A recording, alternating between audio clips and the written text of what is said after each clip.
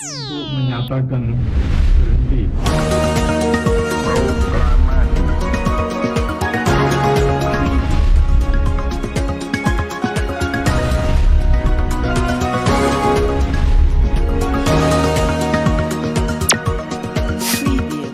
Bahwa ada Undang-Undang Kesehatan Reproduksi. Iya. Nah, kemudian itu yang jadi di situ kan artinya negara memposisikan tubuh perempuan sebagai objek. Betul. Nah, kemudian jadi objek itu misalkan dari reproduksi itu kok hanya perempuan yang dalam tanda kutip ya, itu nanti berkaitan juga dengan moral karena kok hanya perempuan yang pakai KB.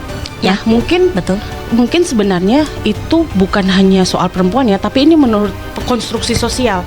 Artinya bahwa sebenarnya laki-laki juga punya KB, tapi dalam konstruksi sosial itu yang harus menggunakan kontrasepsi untuk mengontrol populasi itu ya perempuan dengan menggunakan KB itu. Contoh dari bagaimana politik tubuh perempuan itu bekerja dalam hukum. Assalamualaikum warahmatullahi wabarakatuh. Kembali lagi bersama saya Naura di Secret Story Podcast.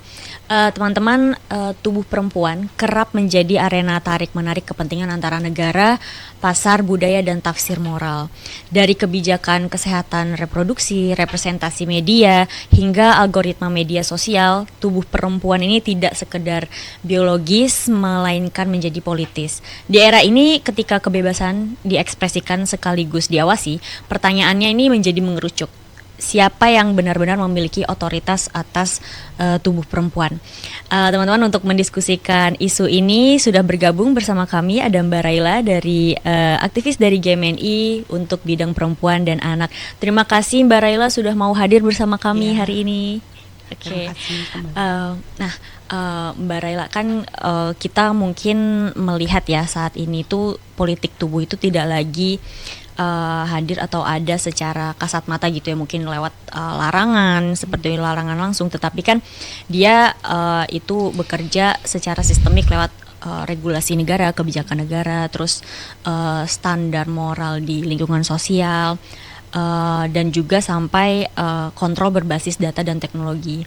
Nah, untuk awal-awal saya ingin menanyakan nih Mbak, bagaimana politik tubuh bekerja hari ini melalui hukum, melalui norma, melalui sosial dan ekonomi digital, kalau pandangan Mbak Raila? Kalau menurut saya, kalau misalkan kita melihat politik tubuh khususnya perempuan ya, politik tubuh perempuan itu jika kita tidak melihat hanya sebagai biologis, sebenarnya politik tubuh perempuan itu masuk di ranah-ranah objektifikasi. Itu yang harus digarisbawahi bahwa objektifikasi ini menjadi bagian negara untuk pendisiplinan tubuh. Jadi pendisiplinan tubuh perempuan ini diatur memang lewat regulasi. Kemudian contoh regulasi nih, contoh misalkan seperti yang sudah Naura singgung tadi bahwa ada Undang-Undang Kesehatan Reproduksi. Nah, kemudian itu yang jadi di situ kan artinya negara memposisikan tubuh perempuan sebagai objek. Betul. Nah, kemudian jadi objek itu misalkan dari reproduksi itu kok hanya perempuan yang dalam tanda kutip ya, itu nanti berkaitan juga dengan moral karena kok hanya perempuan yang pakai KB. Nah, mungkin sebenarnya itu bukan hanya soal perempuan ya, tapi ini menurut konstruksi sosial.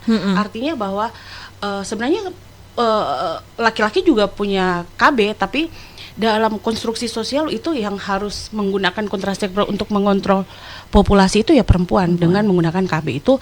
Contoh dari bagaimana politik tubuh perempuan itu bekerja dalam hukum. Kemudian tadi pertanyaannya juga soal moral. Nah, soal moral ini memang banyak diperdebatkan ya di masyarakat kita. Artinya bahwa selalu itu perempuan yang menjadi korban. Korban penilaian, korban bagaimana perempuan itu dilihat normal dan gak normal menurut sosial. Misalkan nih, kalau kita perempuan menggunakan sorry to say kayak mungkin pakaian yang terbuka itu karena tidak normal di negara kita, itu dianggap sebagai orang yang tidak lurus dengan moral sosial. Kemudian kalau misalkan bicara bagaimana politik tubuh perempuan itu masuk ke ranah digital, itu mungkin nanti kita bisa pendalaman lebih lanjut, tapi untuk bagian besar yang ingin saya jelaskan bahwa ternyata perempuan itu menjadi objek algoritma. Jadi objek algoritma itu mungkin kita lihat sekarang media sosial ya. Media sosial itu sangat konsen terhadap skincare. Betul. Nah, dari skincare itu sebenarnya secara teoritis itu bagaimana algoritma membentuk atau bagaimana media sosial itu mengkonstruksikan idealnya tubuh perempuan itu seperti apa? Seharusnya Contoh, seperti apa iya, gitu. Contoh sebenarnya kalau kita lihat mungkin ini jadi kesepakatan kita bersama ya bahwa standarisasi cantik masyarakat di Indonesia sekarang itu tinggi, putih, langsing, glossy kayak Korea kan, sampai banyak mungkin perempuan-perempuan itu yang melakukan operasi untuk mengikuti standar tersebut. Nah, secara teori itu memang ada pengaturan media sosial atau dipengaruhi juga oleh algoritma. Artinya kalau misalkan kamu nggak glowing, kamu itu ya nggak laku di media sosial. Mungkin seperti itu ya saya melihatnya. Iya. Karena memang sekarang di era digital akhirnya dibentuklah representasi perempuan akhirnya seperti itu. Jadi kita seharusnya berlaku seperti ini. Sekaligus menjadi komoditas. Jadi Iya. komoditas media sosial yang paling menguntungkan. Dan itu data yang saya lihat itu memang 90% pengiklanan di media sosial itu menggunakan perempuan. Ya, pastinya. Terus itu mungkin kalau bagi saya nggak masalah ya.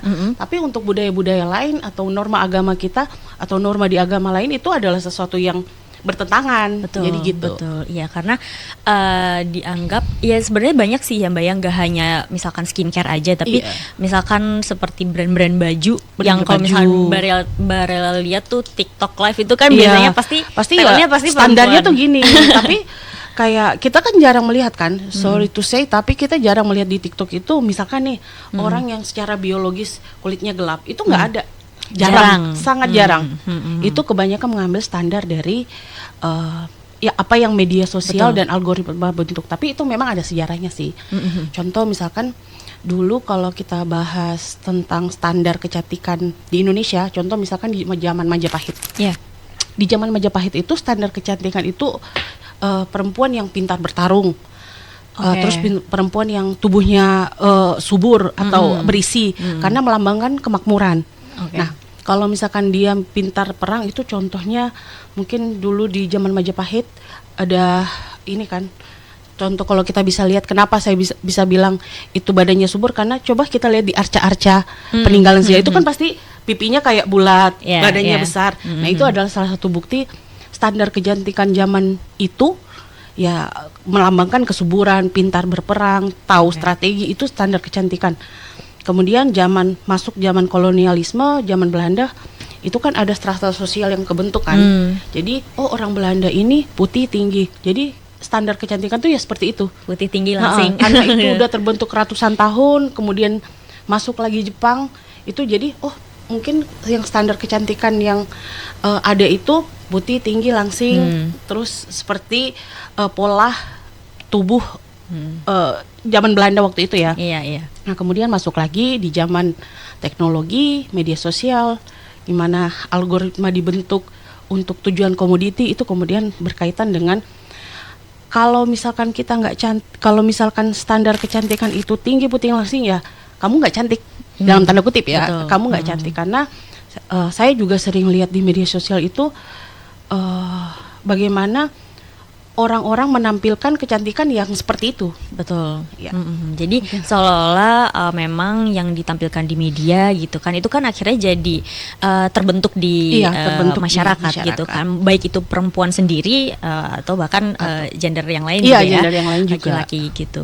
Tapi kalau berdasar atau menurut Mbak Raila ya, ini sejauh mana kebijakan publik ini masih memposisikan tubuh perempuan sebagai objek kontrol dan bukan subjek hak? Tadi kan seperti tadi salah satu contohnya penggunaan KB itu kan hanya diperuntukkan oleh perempuan saja karena gitu. Secara biologis memang untuk laki-laki juga ada, tapi karena norma sosial yang terbentuk itu akhirnya semua perempuan itu dikonstruksikan yang harus menggunakan kontrasepsi. Nah, kalau bicara soal bagaimana kebijakan publik itu masuk ke ranah tubuh perempuan, kita juga bisa melihat dari undang-undang yang mengatur soal aborsi. Ya. Nah, aborsi itu sebenarnya kalau di Amerika itu kan mungkin kebebasan tubuh perempuannya sendiri, dia bisa memilih aborsi atau tidak. Dan itu juga banyak pro kontra ya, Betul. banyak organisasi yang menentang, banyak juga yang mendukung. Tapi di Indonesia sendiri, karena kita adalah negara agamis, Ya. kita negara bermoral, itu kemudian dibatasi di undang-undang sehingga untuk pengaturan soal aborsi itu hanya bisa di dalam keadaan tertentu, misalkan dalam keadaan penyakit tertentu atau Oke. karena kekerasan seksual kalau saya nggak salah ya. Oh, berarti kalau misalkan karena korban kekerasan itu Kalau saya nggak salah baca di undang-undangnya sih seperti itu. Jadi kalau korban kekerasan atau ada penyakit tertentu, kecelakaan misalnya seperti itu, Mbak. Tapi kalau yang saya lihat sekarang, kecelakaan itu sekarang banyak diarahkan ke panti asuhan yang khusus menerima bayi. Karena mungkin aborsi itu ya dianggap sangat Betul. ditolak oleh agama Iya, di iya. negara kita gitu. Karena memang seperti yang tadi penggunaan KB misalnya gitu ya Mbak, karena dianggap kenapa itu diperuntukkan untuk perempuan, karena dianggap ya karena perempuan yang melahirkan gitu, yang Iya. melahirkan atau yang mengandung. Jadi pada saat itu di awal hanya diperuntukkan Iya, untuk dari situlah perempuan objektifikasi saja. terjadi, ya kan. Jadi Betul. karena konstruksi itu, jadi ya menganggap ya semua itu tanggungan perempuan. Ya nanti perempuan juga yang jaga anak, perempuan juga yang pakai KB, jadi seperti itu. Terus ada lagi sebenarnya yang menarik yang saya lihat dari bagaimana kebijakan publik itu di kartu keluarga. Oke. Ya kartu keluarga semua kepala keluarga laki-laki loh, Ya. ya kan. Tapi kenapa harus laki-laki? Itu pertanyaannya kan. Kalau misalkan kita bicara kesetaraan gender, laki-laki dan perempuan itu harusnya setara. Tidak Oke. ada kepala keluarga, tapi hanyalah keluarga yang bekerja sama untuk membentuk atau menjalankan keluarga. Oke. Itu yang saya lihat dari bagaimana kebijakan Iya. publik memposisikan perempuan sebagai objek. Itu sebenarnya menarik sih, kayak oh iya juga ya, kok di kepala keluarga ya laki-laki. Itu Iya. kan suatu objektifikasi yang sudah turun temurun dan orang mungkin nggak concern ke situ, tapi secara teoritis itu adalah objektifikasi. Mungkin lebih ke bagaimana perempuan itu dikategorikan sebagai subordinate. Subordinate, ya, jadi dalam dia keluarga. mungkin di posisinya kedua gitu Iya. kan, tidak diutamakan. Tetapi kalau dari Mbak Raila, apakah mungkin tadi kan sudah kita banyak bicara ya KB, terus juga undang-undang atau aturan terkait aborsi juga gitu ya. Apakah wacana moral dan agama gitu ya, ini sering dipakai untuk membenarkan pembatasan otonomi tubuh perempuan hingga hari ini? Ya kalau di Indonesia sih saya pikir iya ya, karena undang-undang kita dibentuk berdasarkan persepsi agama dan moral. Ya. Jadi outputnya ya memang di situ ada agama dan moral ini jadi landasan untuk mempertimbangkan bagaimana Oke. undang-undang itu dibentuk. Oke, betul. Seperti Pastinya itu. sih Mbak. Ha-ha. Karena memang sampai hari ini memang kan tidak hanya secara misalkan di meeting atau rapat pemerintahan saja, tapi kan sudah banyak di sosmed itu kan Sosmed, yang iya, jadi pertimbangan. jadi pertimbangan, ikut speak up juga. Iya.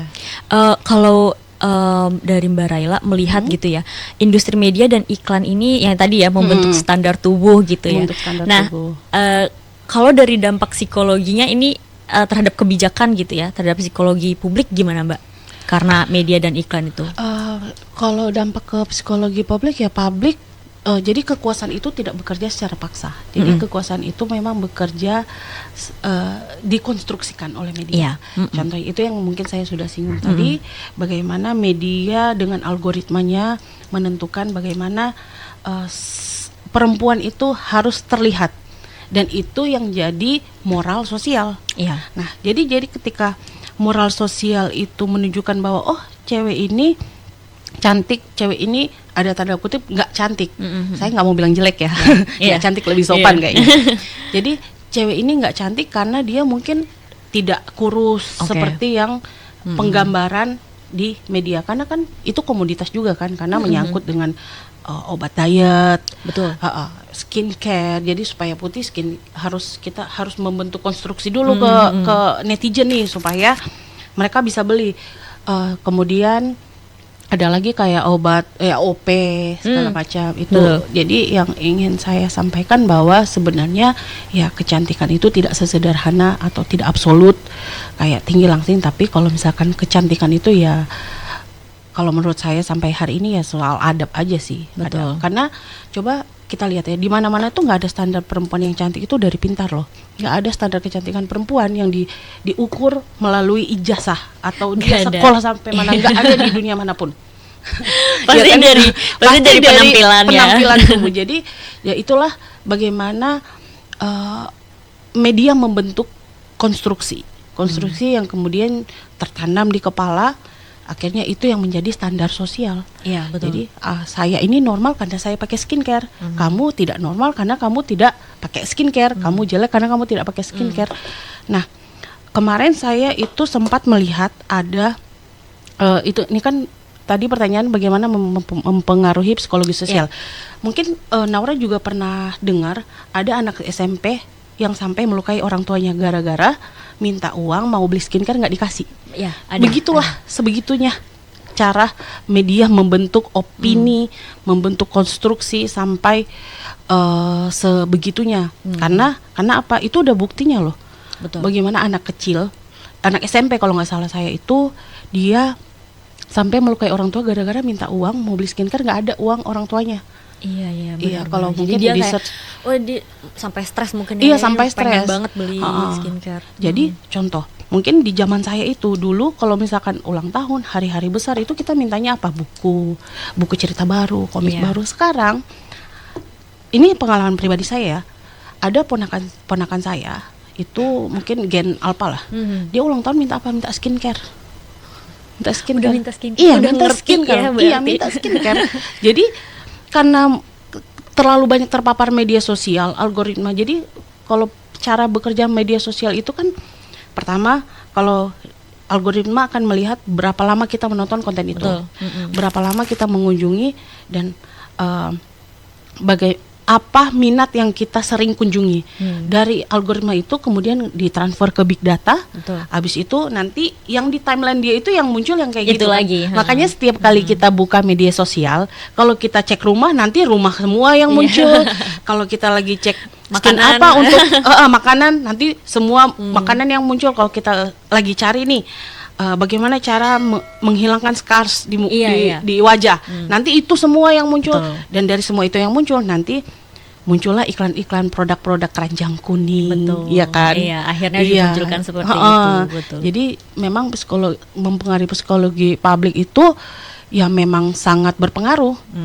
Nah, faktornya apa? Faktornya pertama itu kembali lagi soal SDM. Ya.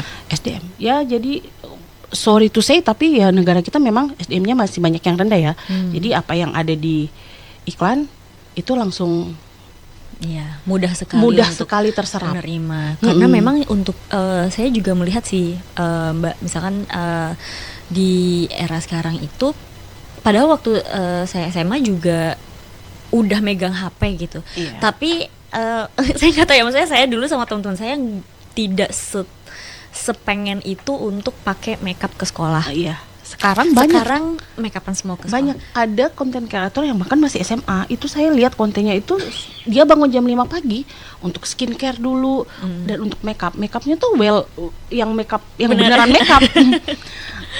Jadi sampai segitunya media sosial itu membentuk psikologi publik, apalagi untuk masyarakat yang belum bisa memfilter, dalam artian bahwa masyarakat yang SDM-nya rendah itu memang melihat bahwa sekali lihat mungkin iklannya, oh apa misalkan ada hand body nih yang bisa putih nih begini, Iya, nanti mereka beli tuh. Iya kan? Percaya tapi kan, tuh ya? iya, tapi kan secara logika kalau orang yang bisa memfilter kan nggak mungkin Nggak kan mungkin. sekali pakai langsung putih kan, sangat Betul. nggak logis gitu. Betul. Iya. Nah, tapi Mbak, sebenarnya sekarang itu saya juga sudah melihat banyak di era sosmed juga ya, banyak influencer misalnya kayak gitu yang juga ikut menggaungkan terkait body positivity. Misalkan Iya.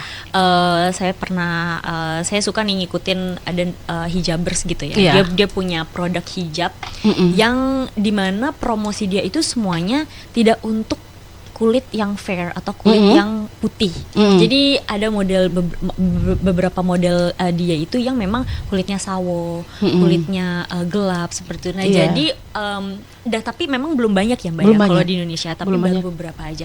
Nah, hal-hal seperti itu yang sebenarnya dibutuhkan, dan guess what? Penggeraknya adalah perempuan pasti. Jadi itu dan itu menjadi sebuah kepercayaan diri ya untuk kita perempuan gitu kan. Oh, ternyata pakai hijab itu gak harus yang kulitnya putih misalnya kayak gitu. Karena kan masih banyak tuh Mbak, teman-teman aku juga yang kayak gue nggak pede karena kulit gue ya sawo gitu.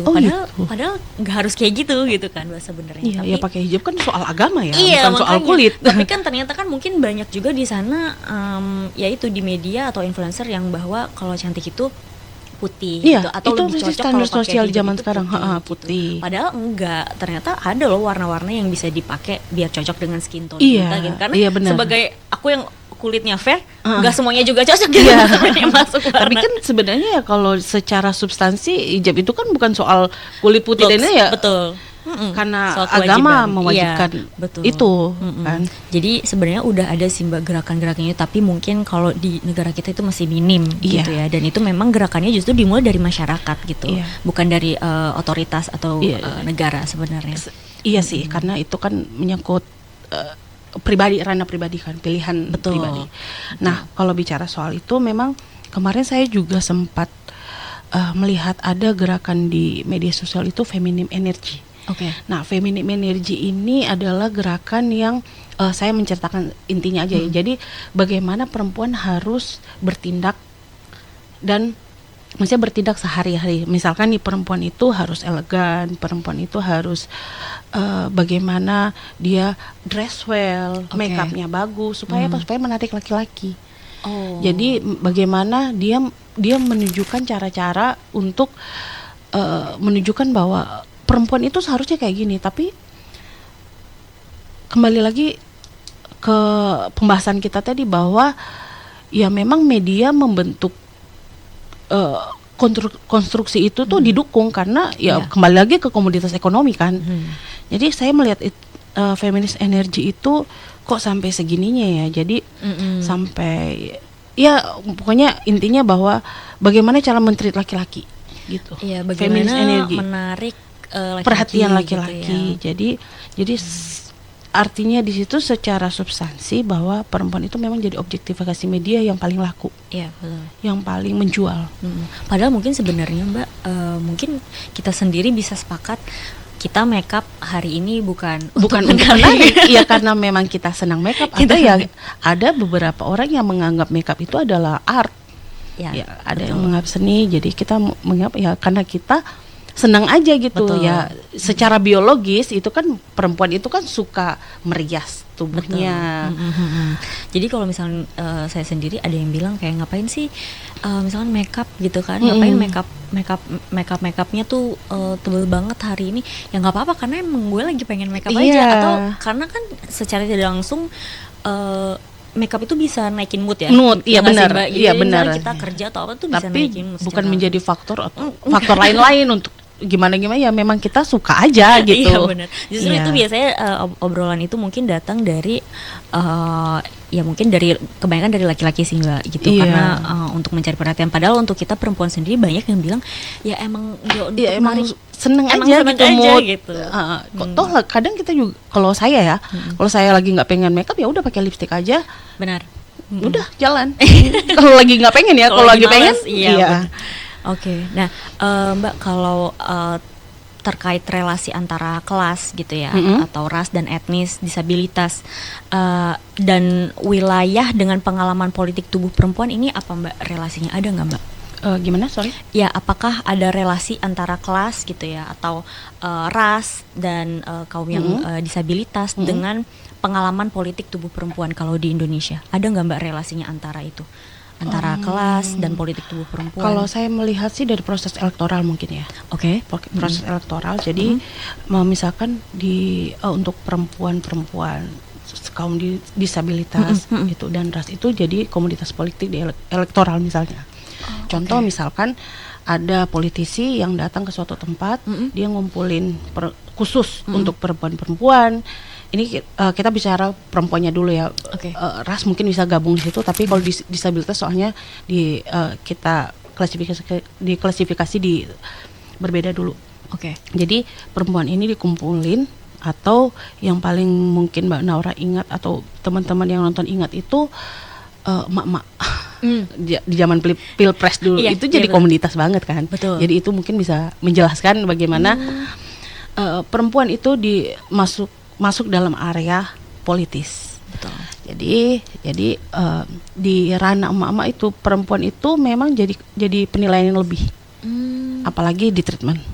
Iya. Misalkan dari politis itu mengumpulkan perempuan-perempuan atau ibu-ibu, itu kemudian mensosialisasikan bagaimana kesehatan reproduksi, Iya. bagaimana cara mengadu kalau terjadi kekerasan rumah tangga, TPKS kan. Iya.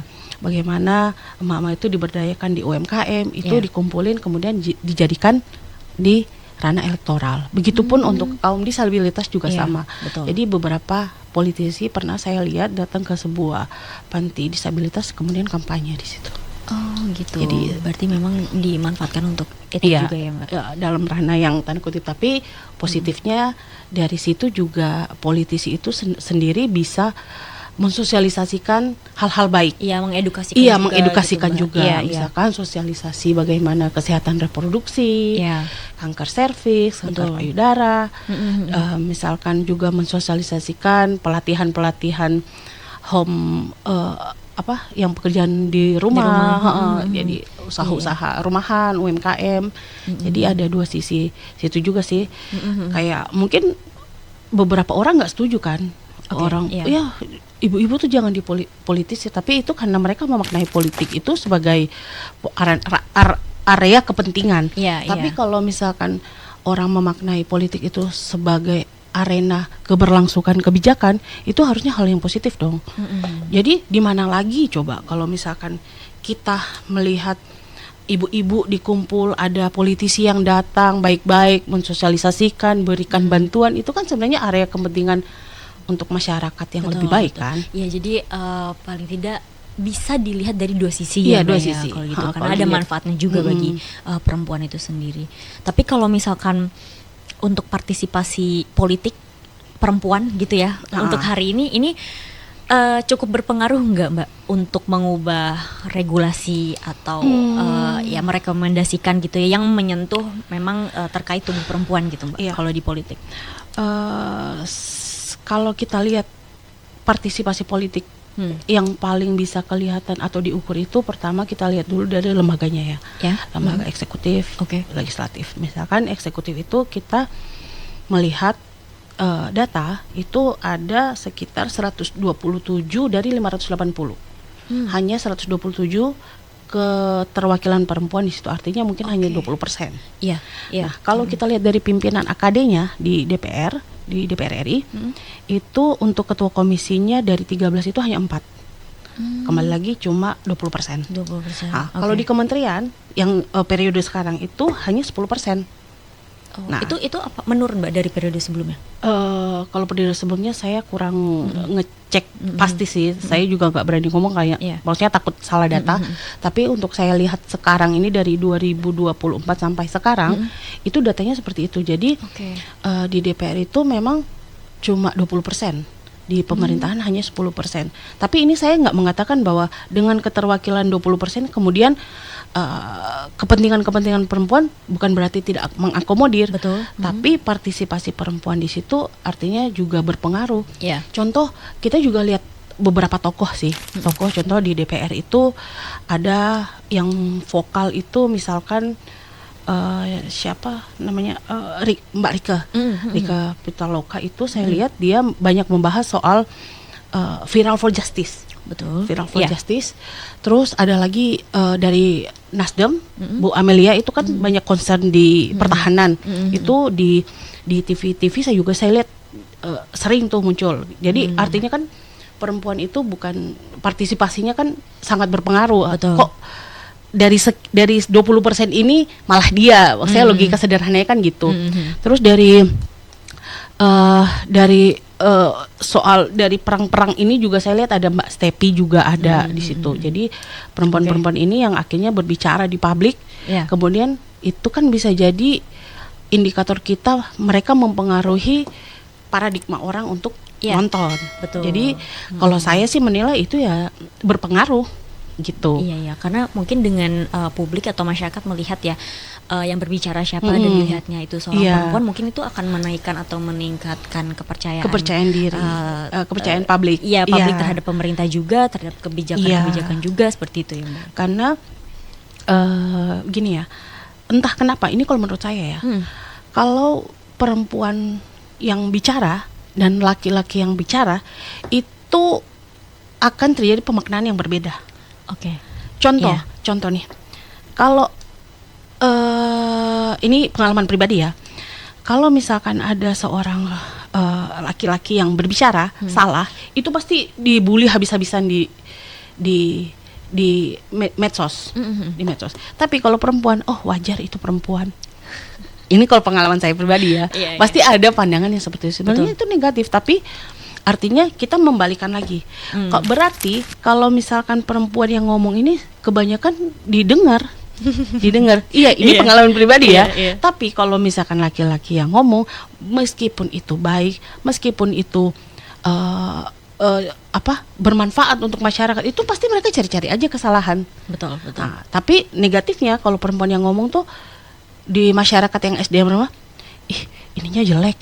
Makamnya menor, malah di situ fokusnya, malah kemana-mana. Iya, malah fokusnya, kok pakainya kayak gitu, kok pantas, pantas dia ngomongnya gini, pantas dia ngomongnya gitu. Ya itu negatifnya di situ juga sih. Tapi di beberapa pengalaman saya secara pribadi juga kadang untuk menurunkan ton konflik. Contoh misalkan demo itu biasanya perempuan yang maju ke depan karena dianggap lebih soft. Akhirnya gitu. Kita juga dipercaya untuk menjadi salah satu strategi juga ya Mbak ya, untuk demo di lapangan. Karena biasanya kan kalau dulu kan udah cewek gak usah turun ke lapangan. Sekarang gitu. Dari sisi lain malah perempuan yang disuruh maju biar aparat nggak berani macam-macam, nanti disentuh kekerasan perempuan loh gitu. Betul. Jadi memang kalau ditanya bagaimana pengaruh perempuan untuk kebijakan publik itu di ranah DPR sendiri ada perkembangan yang cukup pesat ya. Maksudnya kayak sekarang banyak perempuan-perempuan yang berani speak up. Terus di pemerintahan juga. Dan kita lihat juga dari sisi lain kayak yang pendemo juga sekarang ternyata banyak perempuan. Aktivis juga banyak perempuan. Aktivis banyak perempuan juga, yang keras-keras, yang lembek-lembek, yang kiri, yang kanan juga banyak. Oke. Mbak, kalau terkait ini mungkin kita bergeser ke digital ya Mbak ya.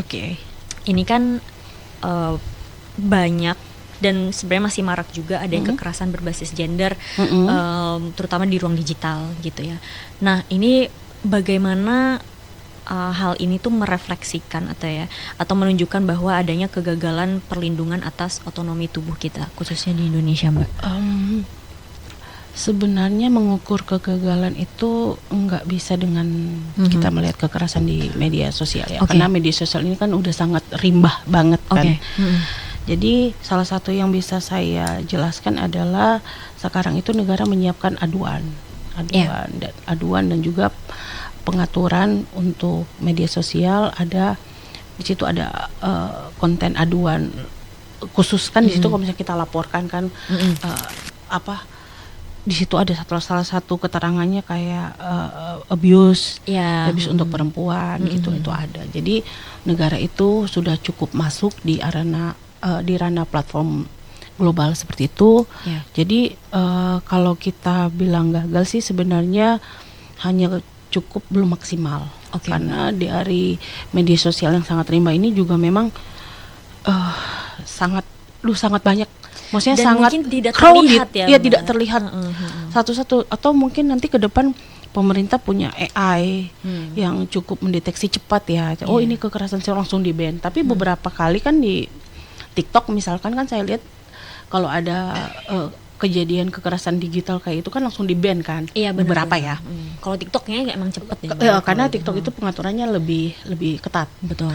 Kalau di Facebook dan Instagram itu yang harus laporkan, tunggu nanti ada keterangan, tunggu kami sedang memeriksa segala macam gitu. Dan sekarang kan sudah ada link aduan juga kan untuk Komnas Perempuan juga. Ada beberapa aduan cepat lah untuk itu. Tapi yang saya belum lihat sekarang adalah kekerasan personal digital. Misalkan ada si A ngechat ke saya tentang bagaimana kekerasan digital gitulah. Itu kayaknya yang agak lebih susah lagi karena kan itu harus proses yang panjang kan. Iya, karena ada potensi bias juga, Mbak. Iya, karena lewat digital terus itu hanya secara pribadi, personal. Jadi personal. yang si pelaku ini mungkin bisa bilang, "Oh, itu kan cuma personal, bukan di ruang publik, bukan di siaran publik gitu." Itu yang agak lebih susah karena jujur saya juga pernah pengalaman ya. Ada yang WA saya secara pribadi itu ya masuk dalam kekerasan digital, fisik mungkin ya, apalagi merendahkan gitu. Tapi akhirnya saya berpikir kalau misalkan saya lapor, ini gimana ya impactnya? Saya lapor kemana? Gitu kan. Saya masih bingung ya, Mbak. Iya, masih bingung. Justru itu yang lebih ke personal ya. Contoh salah satu contoh pengalaman pribadi. Contoh, kalaupun saya pernah udah mengkonsultasikan ke Komnas Perempuan, itu tuh malah disuruh buat kronologi, dikirimkan capture-annya, terus nanti mereka analisis. Itu pasti punya birokrasi yang panjang kan. Iya, betul. Jadi kalau misalkan ada satu mekanisme yang bisa cepat, itu akan lebih baik. Jadi bukan gagal tapi mungkin belum maksimal aja, karena kan butuh proses yang panjang untuk membuat sistem aduan pelaporan itu. Betul. Oke. Nah, Mbak, ini juga sih yang saya tuh sebenarnya mau tahu ya. Kalau misalkan untuk bahasa kebijakan kita itu udah sensitif gender belum, Mbak? Atau masih bias ke maskulin? Kalau saya pikir sih udah gender sih, udah gender karena maskulinnya. Ya kecuali yang tadi itu yang kartu keluarga ya. Kartu keluarga, kepala keluarga itu ya, Mbak. Tapi ya selebihnya sepertinya saya lihat juga udah basis gendernya udah sangat menjelaskan di situ. Karena kalaupun kita lihat undang-undang itu ada juga di situ KUHP berapa gitu ya, itu ada mengatur tentang perzinahan. Nah itu kan perzinahan nggak jelas kan, misalkan perzinahan perempuan atau laki-laki. Jadi maksudnya yang melakukan pelanggaran gitu kan. Itu juga masih bias kan sebenarnya. Jadi misalkan gini, perzinahan itu misalkan orang yang sudah berkeluarga, perzinahan itu kan bukan hanya laki-laki kan yang bisa, perempuan juga bisa. Tapi di situ hanya perzinahan. Tapi begitu saya konsultasi, saya beberapa diskusi sama teman, ya itu biasanya di breakdown di pengadilan atau di penyidikan yang lebih lanjut. Jadi kenapa saya katakan ya sudah cukup membaca, karena sepengalaman saya itu tuh nanti di breakdown di penyidikan. Misalkan untuk di tahapan lebih lanjut ya. Kayak gitu. Berarti mungkin tidak ada satu kata. Jadi karena memang satu kata yang hilang bisa bikin beda tafsir. Beda tafsir ya, Mbak ya. Iya, oke. Mbak, kalau untuk solidaritas lintas gender gitu ya, ini kira-kira dapat mendorong perubahan kebijakan yang adil nggak, Mbak? Kalau misalkan kan tidak hanya solidaritas sesama perempuan aja misalnya gitu, tapi dari laki-laki juga bisa. Itu justru kan ya kalau saya lihat bisa memperkuat gitu ya. Jadi nggak hanya dari perempuannya aja gitu untuk mendorong perubahan kebijakan misalkan. Kembali lagi seperti yang saya katakan tadi, misalkan kembali lagi di DPR ya. Di DPR dengan representasi keterwakilan perempuan yang 20% itu tidak berarti yang laki-laki juga tidak mendukung kebijakan perempuan. Contoh waktu kemarin pengesahan undang-undang TPKS kan, situ juga ya yang bapak-bapak juga oke-oke aja kan. Jadi sebenarnya kalau misalkan bicara soal itu, sebenarnya kalau misalkan saling memperkuat ya aman-aman aja sih. Baik, Mbak. Nah Mbak Raila, ini mungkin pertanyaan terakhir nih yang pengen saya tanyain terkait isu yang tadi kita udah obrolin ya, Mbak ya, terkait politik tubuh perempuan dan terus terhadap kebijakan juga. harapan terkait isu ini apa sih dari Mbak Raila? Mungkin apakah bisa berupa regulasi, kebijakan, atau gimana Mbak harapannya dari Mbak Raila? Harapan saya sih pertama dari regulasi dulu ya. Dari regulasi ini kita juga sempat nyinggung tadi bahwa harus ada satu mekanisme pelaporan cepat tanggap, misalkan Satgas Perempuan, meskipun sudah ada Komnas Perempuan, ada Komisi Perlindungan Anak, anak itu anak ya. Kemudian ada juga Kementerian Perempuan kan. Betul. Nah, jadi yang saya harapkan dari itu adalah bagaimana pemerintah itu bersama-sama menciptakan satu mekanisme aduan cepat. Karena contoh begini ya, di dalam satu rumah tangga biasanya yang jadi korban itu perempuan. Betul. Dan di mana dia mengadu? Kalau misalkan dia lagi di rumah sendiri, dia lagi nggak berdaya, di mana dia mengadu? Terus kayak sebenarnya kita tinggal simpel bilang ya aduan aja ke polisi, tapi maksudnya yang untuk cepetnya gitu. Jadi kayak ada satu sistem cepat yang bisa jadi pelaporan cepat gitulah. Jadi itu kan maksudnya kayak nggak menutup kemungkinan terjadi juga sama kita ya.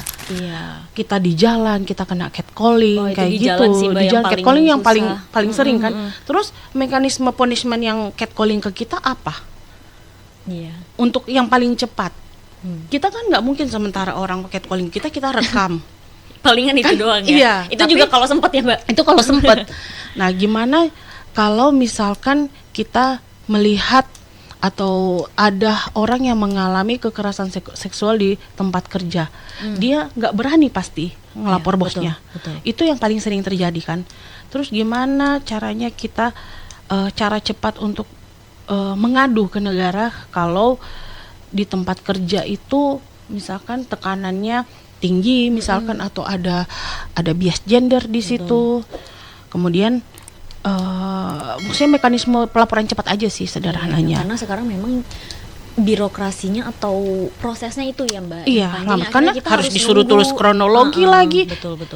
Misalkan nih keluarga satu ibu-ibu di keluarga kena kekerasan rumah tangga kan. Mau lapor, terus dia disuruh tulis kronologi. Iya. Iya Nggak kan? bisa mikir. Nggak ya. bisa mikir, belum lagi dia urus anak kan. Jadi kan itu maksudnya kayak repot banget gitu. Dan akhirnya itu pun belum tentu ditanggapin. Iya. Karena harus antri, kan laporan kan bukan cuma satu kan. Jadi itu yang jadi PR sih, bagaimana negara itu masuk sampai ke ranah itu. Jadi makanya cepat tanggap. Iya. Karena korbannya selalu perempuan. Nah, Dan bahkan ada yang ya kalau misalkan bisa selamat kalau tidak. Iya. Kalau enggak, terus kalau misalkan ada ancaman, contoh di tempat kerja, kalau kamu lapor saya pecat kamu, sedangkan dia butuh pekerjaan, dia ada beban ekonomi. Iya, itu Itu yang lagi yang menjadi beban sih Mbak Iya, sebenarnya. dan itu yang ancaman. harusnya jadi negara hadir di situ, melindungi di situ. Nah, kemudian yang kedua yang saya harapkan juga itu adalah di setiap tempat-tempat kerja itu harusnya menyediakan tempat untuk perempuan menyusui. Menyusui misalkan di kampus. Oke. Di kampus kan jarang kan, karena ya mungkin rata-rata orang masih muda kan, tapi kan ada juga yang udah punya anak. Betul. Dan dosen-dosennya juga ada yang mungkin punya anak. Jadi ruangan menyusui itu jarang loh ada. Iya. Kan mungkin masih di tempat mall, di tempat-tempat umum. Tapi kalau misalkan di lingkup kerja itu saya jarang sih lihat. Kayaknya masih sedikit. Masih sedikit banget. Bahkan kalau misalnya di sekitar sini kayaknya nggak ada sih Mbak. Masih Iya. sedikit. Daycare juga Daycare itu sebenarnya juga saya mau bilang kalau bisa di tempat-tempat kantor itu menyediakan daycare juga. Karena apa? Kadang perempuan mau kerja itu mikirkan anaknya. apa namanya ngedrop dulu di Ngedrop mana dulu. gitu. Terus nanti anaknya disiksa. Kalau misalkan di kantor kan dia bisa sambil kerja, Bisa pulang kerja dia ngawasin. jemput, pulang bareng. Oke, Maksudnya itu mungkin yang jadi salah satu harapan saya bagaimana negara melindungi perempuan ya. Iya. Jadi di tempat-tempat umum itu ada tempat menyusui, kemudian daycare juga Iya. kalau bisa di tempat-tempat kerja, karena perempuan itu sekarang banyak nggak bekerja karena masalah anak. Kamu nggak usah kerja, saya aja yang kerja, kamu jaga anak. Akhirnya ibunya cuma di rumah, akhirnya ekonomi juga Menurun. dalam konteks yang besar ya, Iya. ya menurun karena masa produktivitasnya itu kan. Betul. Oke. Jadi kalau misalkan cuti haid saya rasa udah ada di undang-undang ya, cuti haid. Tapi meskipun implementasinya kalau izin haid ya nggak bisa juga. Oh gitu ya, masih banyak ya Mbak. Iya masih banyak yang Mungkin itu lebih ke kembali lagi kembali ke instansinya Ya, sih. Tapi ya maksudnya ya terus gimana caranya lapor gitu. Kan baik. contoh misalkan cuti haid itu harusnya ada. Hmm. Maksudnya harusnya dijalankan maksimal gitu. Oke, baik. Kemudian yang terakhir juga saya sampaikan bahwa sekali lagi saya sampaikan kecantikan itu tidak absolut. Oh ya, saya ceritakan sedikit ya mungkin. Contoh nih, ada beberapa. Kenapa saya bilang kecantikan itu tidak absolut? Contoh kita lihat mungkin di beberapa negara standar kecantikan itu beda. Iya. Di Brasil itu yang kekar. Terus kalau di Ethiopia kalau apa gitu yang pokoknya ada beberapa negara yang misalkan kepalanya panjang cantik, Iya. bibirnya panjang yang sampai di cincin, Iya, betul. itu cantiknya itu seperti itu. Ada lagi yang telinganya Kupingnya, panjang, terus mungkin di Myanmar itu yang lehernya panjang, itu standar kecantikan mereka. Terus kalau misalkan contoh di Prancis, mungkin bisa koreksi kalau salah, standar kecantikan itu ketika effortless, maksudnya nggak dandan terlalu- yang gimana-gimana, ya semakin natural semakin cantik. Jadi artinya bahwa kecantikan itu sebenarnya tidak absolut. Tapi kalau menurut saya kecantikan itu memang harusnya diukur dari adabnya. Dari adabnya bagaimana dia bermanfaat dan bagaimana dia bisa membawa pengaruh baik ke sekitarnya. Mungkin itu aja sih Mbak. Oke, baik Mbak Raila. Ini terima kasih banget nih Mbak udah mau hadir terus ngobrolin Ya. tentang politik tubuh perempuan ya Ya. di Psychic Story Podcast. Teman-teman, tubuh perempuan ini bukan sekedar ruang biologis tetapi ruang politik yang terus diperebutkan. Dan pertanyaannya bukan lagi siapa yang mengatur ya, tapi apakah perempuan bisa benar-benar diberikan ruang untuk menentukan dirinya sendiri karena pada akhirnya keadilan ini tidak diukur dari seberapa banyak aturan dibuat, tetapi dari seberapa besar otonomi diberikan. Baik teman-teman, sampai bertemu di episode selanjutnya. Wassalamualaikum warahmatullahi wabarakatuh. Terima kasih banyak Mbak Raila. Terima kasih Mbak Naura.